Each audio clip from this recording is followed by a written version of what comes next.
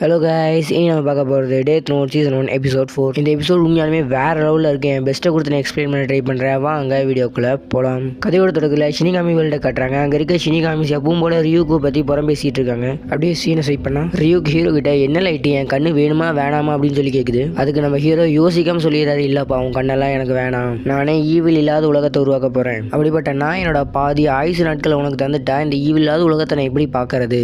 உருவாக்கலாம் என்னாலேயே பார்க்க முடியலன்னா கொஞ்சம் கஷ்டம் தானே, எனக்கு வேணாம் அப்படின்னு சொல்லிடுறாரு. நீ சொல்கிறது சரியான பாயிண்ட் தான். அந்த ஐக்கியம் இருந்தால் என்னால் என்னை ஃபாலோ பண்ணி வர எஃபியோட ஏஜென்ட்டோட பேரை கண்டுபிடிச்சி டக்குன்னு அவனை போட்டு தள்ள முடியும். பட் எனக்கு அது வேணாம் சொல்லிட்டு லைட் சேர்லேருந்து எழுந்திரிச்சு பெட்டில் போய் படுக்கிறாரு. ரியூக்கு என்ன இப்படி சொல்லிட்டு அப்படின்னு சொல்லி யோசிக்குது. பெட்டில் படுத்திருக்க ஹீரோ கிட்ட ரியூக்கு நான் ஒன்றும் உன்னே மாதிரிலாம் இல்லை, நாங்கள் 100 வருஷம் 1000 வருஷம் அப்படின்னு வாழ்கிறோம், எதுக்கு வாழ்கிறோம்னு கூட தெரியாமல் வாழ்ந்துகிட்டு இருக்கோம் அப்படின்னு ரியூக்கு சொல்ல, அதுக்கு ஹீரோ நீ அப்படிலாம் சொல்லாத, ஷினிகாமிஸ் இருக்கனால தான் இந்த உலகத்துக்கு கொஞ்சமாச்சும் நியாயம் கிடைக்குது அப்படின்னு சொல்ல, இதை கேட்ட ரியூக்கு நம்மளை பற்றி கொஞ்சம் ஆப்டிமிஸ்டிக்காக பேசியிருக்கானே அப்படின்னு சொல்லி மனசு கொஞ்சம் நிம்மதியாக இருக்குது. பெட்டில் உட்காந்து இருந்த நம்ம ஹீரோ ஒரு சூப்பரான பிளானை போட்டுட்டாரு. அந்த பிளானை நிறைவேற்றதுக்காக டெத் நோட்டில் போய் எழுதுறாரு. அந்த பிளான் என்னன்னு இப்போ நம்ம காட்டல, பட் அது ஒரு சூப்பரான பிளானை நம்ம லேட்டர் அதை பார்க்கலாம். இன்வெஸ்டிகேஷன் டிபார்ட்மெண்ட் இருக்க பிளேஸை காட்டுறாங்க. ஹீரோட அப்பா ஃபோன் கால் எடுத்து பேசுறாரு. இந்த தடவை 23 பேர் செத்துட்டாங்க அப்படின்னு சொல்லி ரிப்போர்ட் பண்ணுறாரு. சில பேர் மட்டும் டிஃப்ரெண்ட்டான வியூவில் செத்துருக்காங்க. ஒருத்தர் ஒரு சிம்பிளை போட்டுட்டு செத்துருக்காரு, இன்னொருத்தர் வேற ஒரு லெட்டர் எழுதிட்டு செத்துருக்காரு, இன்னொருத்தர் பாத்ரூமில் ஒரு டிஃப்ரெண்ட்டான வியூவில் செத்துருக்காரு, சில பேர் கொஞ்சம் நார்மலாக தான் செத்துருக்காங்க. இதெல்லாம் எல் உட்காந்து பார்த்துட்டு இருக்காரு. பார்த்துட்டு இருக்க ஒரு டவுட், இது வரைக்கும் நார்மலாக பண்ணிட்டு இருக்கோம், இப்போயே டிஃப்ரெண்ட்டான வியூவில் பண்ணுறான், ஒருவேளை நம்ம இந்த கேஸை தரிசதற்பதுக்காக பண்ணுறானா அப்படின்னு யோசிக்கிறாரு. இந்த சைடு நம்ம ஹீரோ அவங்க அப்பாவோட கம்ப்யூட்டர் மறுபடியும் ஹேக் பண்ணி பார்த்துட்டு இருக்காரு. இது எல்லாத்தையும் பண்ணது நம்ம ஹீரோ தான். இவங்களுக்கு கொஞ்சம் சுத்தரில் உள்ளான்னு சொல்லி தான் பண்ணியிருக்காரு. நார்மலாக செத்த 2 பேத்துக்கு நோட்டில் டிஃப்ரெண்ட்டாக தான் பண்ணியிருக்காரு. என்னதுன்னா ஒருத்தனை 1 மணி நேரத்தில் ஃப்ரான்ஸுக்கு போய் சாக சொல்லியிருக்காரு, இன்னொருத்தனை எல்லோட ஃபேஸை வரைஞ்சிட்டு சாக சொல்லியிருக்காரு. இதில் முதல் ஒன், அதாவது ஃப்ரான்ஸுக்கு போகிறது இம்பாசிபிள், அதனால தான் அவன் கேஷுவலாக செத்துட்டான். 2வது ஒனுக்கு எல்லோட ஃபேஸே தெரியாது, ஸோ தெரியாத ஒன்றை செய்ய சொன்னதுனால அவனும் நார்மலாக தான் செத்துருக்கான். ஹீரோ ஒன்று புரிஞ்சுக்கிறாரு, டெத் நோட்டில் தெரிஞ்ச ஒன்றை தான் எழுத வைக்கணும், இம்பாசிபிளான காரியத்தை அவங்களால செய்ய முடியாதுன்னு ஒரு தெரிஞ்சுக்கிறாரு. ஹீரோ ஓகே நம்ம பண்ண வரைக்கும் போதும், இனிமேல் நம்மளை ஃபாலோ பண்ணுற அந்த FBI ஏஜென்ட்டுக்கு ஒரு பாயசத்தை போடுவோன்னு நினைக்கிறாரு. இந்த சைடு எல் பயங்கரமாக உட்காந்து யோசிக்கிறாரு, என்னவா இருக்கும் எதனால இப்படி பண்ணியிருப்பா அப்படின்னு சொல்லி யோசிக்கிறாரு. ஹீரோ தங்க அப்பாவுடைய கம்ப்யூட்டர் ஹேக் பண்ணது மூலமாக ஏதோ ஒரு குற்றவாளியை பார்க்குற மாதிரி காட்டுறாங்க. அப்படியே ஹீரோ வேற யாரோ ஒரு பொண்ணுக்கு கால் பண்ணி அவங்கள டேட் கூப்பிட்றாரு.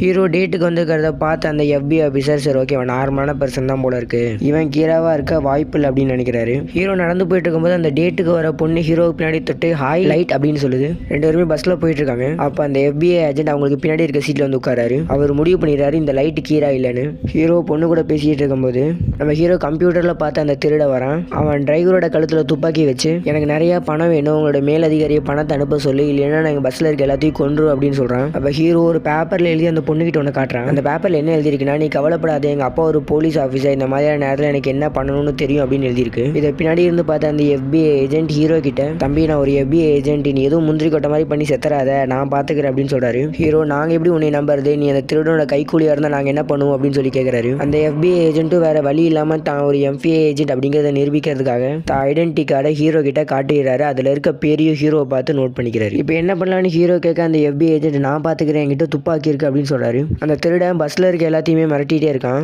ஹீரோ ஒரு பேப்பரை கீழே போட அந்த திருடே அது என்னடா பேப்பர் அப்படின்னு சொல்லி எடுக்கிறாரு. அதுல டேட் பத்தின விஷயம் தான் இருக்கும். சின்ன பசங்க அப்படின்னு அந்த திருடன் நினைக்கிறான். சொல்லிட்டு வந்தது டெத் நோட்டோட பேப்பர். டெத் நோட் நோட்டையும் அதோட பேப்பர் சுத்தோட எல்லாத்தையும் ஷினிகாமிஸை பார்க்க முடியும். ஸோ அவனாலையும் பார்க்க முடியுது. பார்த்து அவன் அப்படியே பயத்தில் உறைஞ்சி நிற்கிறான். இதை பார்க்குற FBI ஏஜென்ட் அவன் ஏன் உறைஞ்சிட்டான், என் கண்ணு எடுக்கலாமா என்னமான்னு யோசிச்சுட்டு இருக்காரு. ரியூக்கு அவனையும் உத்து பார்க்குது. அந்த திருட என்ன பெய்டா இது, என் பக்கத்தில் வராத அப்படின்னு சொல்லி பயங்கரமா கத்துறான். அந்த திருட சொல்ல அந்த புல்லட் ரியூக்கு உடம்புல ஊடுருவி போகுது.